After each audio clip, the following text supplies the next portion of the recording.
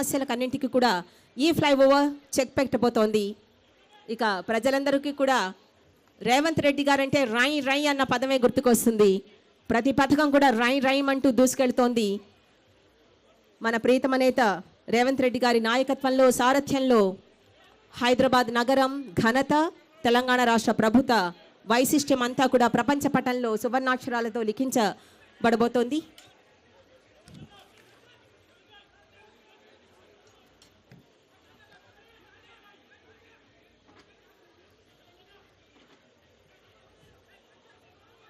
Commissioner GHMC cordially invites you to grace the inaugural ceremony of 6-lane grade separator flyover from Aramghat to Zoo Park under SRGP by our beloved Honorable Chief Minister, Government of Telangana, Shri Yenamula Revanth Reddy Garu. Today, Monday, 6th January 2025, the right time for right leader